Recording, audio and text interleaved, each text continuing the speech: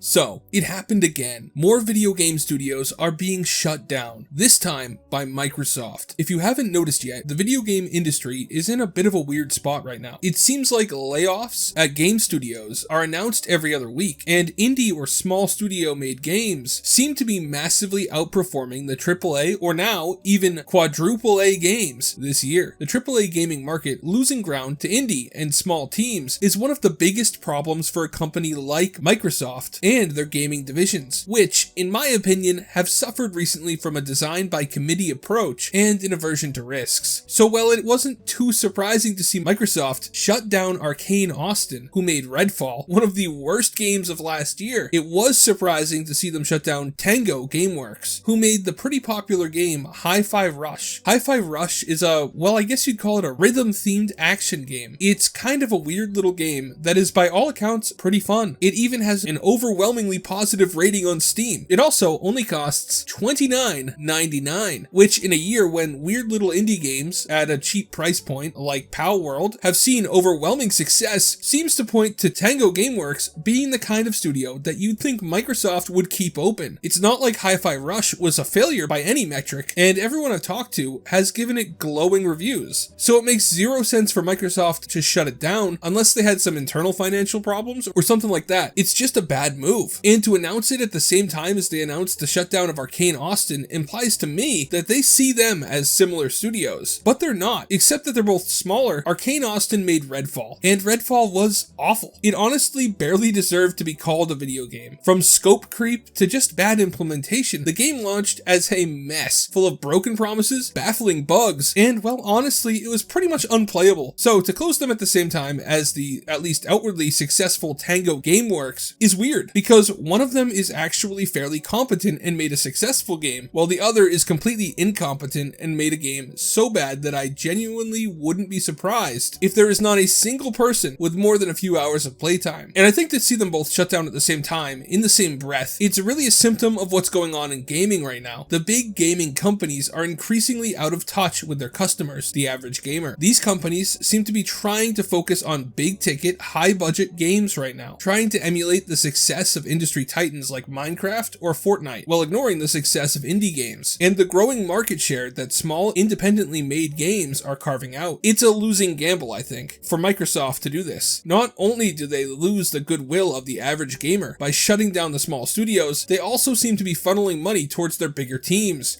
that might have a very small chance of making something that prints money, but at what cost? Does it make sense to gamble on one or two big ticket games every year? Or would it be better to flood the market with smaller, but still high quality games like Hi-Fi Rush? I think the second has a better chance of actually making you money year after year. And if the money you saved by shutting down a new studio just goes towards one of the bigger studios hiring more people, making a more complicated game, I think that just loses money in the long run. I mean, games are supposed to be almost art. Good games are like stories or movies that the player can experience and go through at their own pace with their own skill. But one of the reasons we've seen so many massive AAA failures like Skull and Bones, for instance, seems to be partly because the team making it was too large. The more people involved, the more complicated something is. It means that every decision is a design by committee, and that never works out good. It might make something tolerable, certainly something that's appealing to the broadest audience possible, but if everybody likes the idea of your game, and yet it's so bad that nobody wants to play it, you've still failed. That's the beauty of indie and smaller studios. They can pump out quality games, and the games tend to keep their sense of soul, the idea behind them, what makes them meaningful or fun. So in the long run, I think that closing smaller studios is going to end up being a bad decision on Microsoft's part. I genuinely think that indie games are the future of gaming, especially in the next couple of years, with the AI push going on everywhere. It's not long until we start getting more and more tools that make creating and programming a game much easier than it would be even right now. Who knows how many great indie ideas are currently locked inside the head of someone who lacks the programming knowledge to make their idea a reality. Soon, that won't matter. Anyway, what do you guys think? Is this a good or bad move on Microsoft's part? Do you think that smaller studios are as valuable as the bigger ones? Let me know in the comments. Thank you for watching all the way till the end. Remember to like and subscribe if you haven't already. Have a great day, and God bless you.